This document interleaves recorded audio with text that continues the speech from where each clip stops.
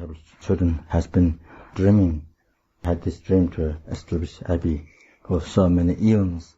So now it happened. Now it's actualized. And I think it's very, very wonderful. When I came from down there, when you can see the house, felt like going to see a very precious temple or holy place. I think people will come here to practice. I think lucky people. Lucky people. I ordained in 1977 and, lived in community a great part of the early years, either in Dharma centers or when we started this nunnery in France. I really loved being in community. It was just so helpful and so supportive. I always wanted to support community life, but I always had to do it within the framework in which I was living. One of the turning points came. In 1993, there was a conference of Western Buddhist teachers with His Holiness the Dalai Lama in Dharamsala. We had different sessions with His Holiness to talk about different problems. And then Tenzin Palmo did one. And she talked about the difficulties the Western Sangha had. The financial problems, the lack of a place to live, the lack of a stable education system, the lack of financial support, the lack of respect, the language difficulties, health difficulties, visa problems, all this, and how people, she was saying how people come in with a genuine, sincere aspiration, and then they meet this kind of situation, and many of them found it very difficult to continue. Right. And at the end of her presentation, His Holiness began to weep. And then afterwards, when he talked about it, when he gave his response, he said, "Don't rely on us to do things for you. Go out and do things to help yourself. And if you run into problems, then come and tell me." Mm-hmm. Mm-hmm. And this was like an incredible turning point for me. His Holiness saying, "No, you go out and do something. You have my permission, you go out and do it." Once His Holiness says it, nobody's going to contradict. The tears, the Dalai Lama's tears, kind of awaken the Western nuns. They have to help themselves. If you ask Venerable Children, there was a long journey for that. I remember she once said a lot of tears was shed because of that, because she has to, if she wants to do it, she has to be doing this by herself. And that is something, it's quite frightening. The Dharma Friendship Foundation, where Venerable was a resident teacher in the end for 10 years, was an incredible hive of Dharma activity. There were many people who said, "You want a monastery? We'll help." But not one of us had the least bit idea, not one inkling, not one thought of what that meant. Well, it was like, "Yeah, we'll help. You think it. You do it." Yeah, you do it. We'll help. We're behind you. Yeah, because we didn't know. So I was invited to come to this brainstorming meeting in Cataldo at Susan's place. And it was just a beautiful experience of hearing people dreaming out loud what this abbey would be. But at one point I took my friend Barbara aside, who's now a Venerable Chuni, and I said to her, "Is there any money for this plan?" She said, "I don't think so." And I thought, wow, how is this going to happen? That became the founding meeting of the Friends of Sravasti Abbey, and the FOSA group took on the responsibility of organizing the 4 requisites and doing publicity, the accounting, and so forth. Doing our best to support Venerable Children as we could. Eventually, most of the leadership team moved to Sravasti Abbey. Still, to this day, FOSA volunteers from all over the world contribute so much to help the Abbey share the Dharma in all the ways that we do. In the summer of 2003, a group of people mostly from Seattle, came over to talk with Venerable about this whole idea and how we could engage more people in making this a reality. It just seemed to emerge that, okay, we'll start looking for things around here. And I have a fair amount of property type experience and a close relationship with a realtor. So I volunteered our realtor friend Karen and then sometimes Ginny to go around and look at properties. And at that time, Venerable was in Wisconsin taking teachings. So she was about to come back, and she emailed and said, "What about this property?" And it's up in Newport. And Venerable Chinny and I talked about it, and we said, "Man, that is way the heckin' gone. No way. How are we ever going to be any help to her at all if she's in Newport?" So we dragged our feet. I certainly dragged my feet. But just like a day or two before Venerable was flying in, and she wanted to come up here and see the property right away, Karen came out. I said, "You better go look at it before she gets here." So Karen called me from here, and she said, "This is it."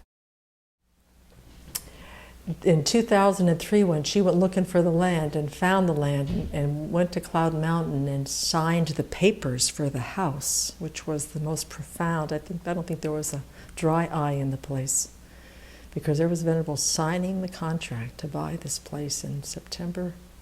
She had done it in August, but I think officially September when she was there. She officially signed it with people, everybody just so blown away that it was really happening, that the cause and conditions were coming together.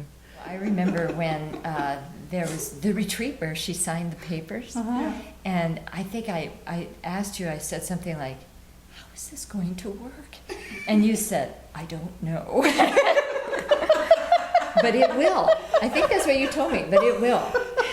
So then in October of 2003, we moved Venerable. She was down in Boise, all the donated furniture, brought U-Hauls and trailers, and brought all of her things and the cats October 17th, 2003 to the Abbey. It was amazing. And Venerable said after we all left that weekend, she was sitting on the couch with Achi and Manj saying, "How am I going to do this?" Well, we're going, we weren't really very Buddhist. And, we hear this, that somebody's got to feed the nun. So we're trying to figure out what do we do and how do we do it. And I think there was a week when nobody had it covered. And of course it was snowing and freezing, and there was a lot of snow that year, if everybody remembers. And the Unrus hadn't really done the garden. I don't know if the carrots in the ground were from like the year before or not. But at one point she said, "Well, yeah, I found some things to eat. There was some carrots in the ground, and I was just devastated. We had somehow all thought the other one was doing it. And so several of us made a vow that our teacher would never, ever go hungry again as long as it was in our power. So there's been a food offering every week. What would happen is the weekends would come, and I would send out these emails to this very small and loyal group of people within like 300 miles. So that whole spring was just trying to finish the downstairs, put in the laminated floor, and then right after that, this is where the roles of the project started. That was the first project, and then the meditation hall, and then the following year, Venerable's cabin, because she's living in the back bedroom upstairs. So she's hearing the phone, she's hearing the doors, she's hearing the kitchen, she's hearing the voices. She can't think. We're interrupting her. So we said we need to build our teacher a cabin. Then from her studio, simultaneously changing the community room. Used to be a firewood shed on the barn. Venerable Tarpa totally ran with that. We changed that into a livable space. And the projects didn't stop there. Kitchen and dining room remodel, which was a community effort. Then we got going on Gotami House and the teacher's cabin. And oh, by the way, why not move a meditation hall? And then Shenrezi. But of course, we didn't know any of this was coming at the beginning when we moved Venerable in. This seemed like such a big place, and when we left the first time, it was her and the 2 cats, and it was like, okay, well, now what's going to happen? And we had a discussion going back, like, gosh, I wonder where she's going to get the monastics, So it was quite interesting. Well, I moved to the Abbey in 2005, and I had thought about it for a while before that. I would say my main motivation, I had 2 motivations going on. One was that I wanted to support the vision of the Abbey. And the other was to figure out how that might look for me personally. So they really were 2 separate things for a long time. And then they finally came together into becoming ordained. That ended up being part of supporting the vision of the Abbey. Every time there's a request, a lady requests to be ordained, and Burma children will ask me, and so I kind of feel I was the agent, and the job of an agent is to try to find the monks and or nuns from the Chinese Buddhist Sangha community, and ask them to make themselves available. A lot of the time I couldn't find the enough number of them, so I was asked to play one of the roles. But I kind of feel very important when the monks and nuns from different traditions, they help to make it happen. To help Buddhism take root in the West, I think having a healthy Sangha is very important. And a healthy Sangha, of course, they need to be ordained properly. They need to lead in a life of vinaya, or have a disciplined life. That is also important. Not only they have Dharma teaching.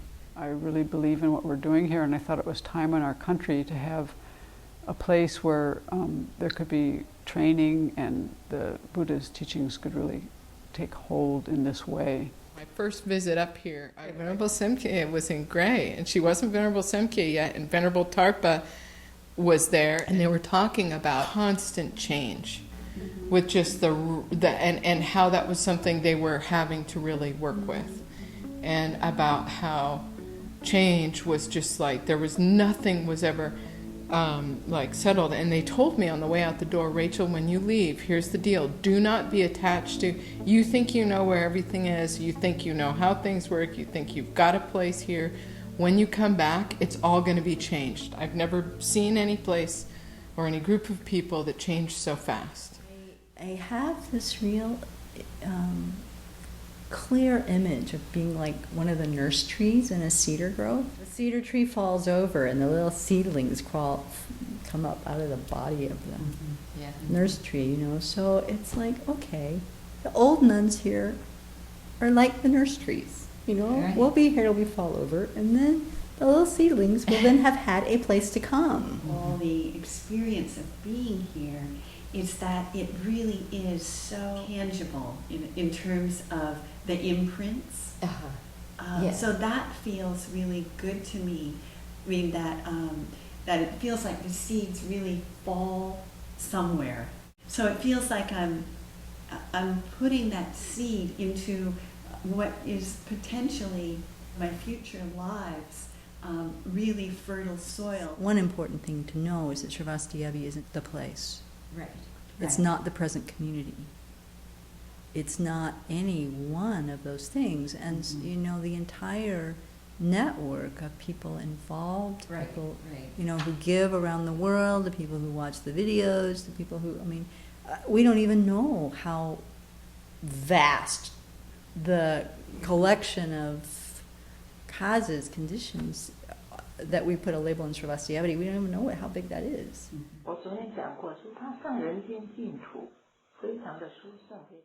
这里像人间净土，非常的殊胜，非常的好。I have said that Sravasti Abbey is the pure land on earth. When I heard Venerable Minja say this, I wanted to cry. She saw something so beautiful when she came here. She said, "This is my first time to visit Sravasti Abbey, and I noticed the Abbey not only has the external conducive facilities, it also has the internal quality. In essence, the Dharma. I can see from your peacefulness that your mind is constantly in the Dharma. I also noticed that Venerable Thubten Chodron is constantly teaching you the Dharma." She said, "I remember what my teacher told me. A good place is a place where they will have Dharma. By studying here, you have a very good advantage." I honestly don't think there's any place like Sravasti Abbey anywhere on earth. We are all so fortunate.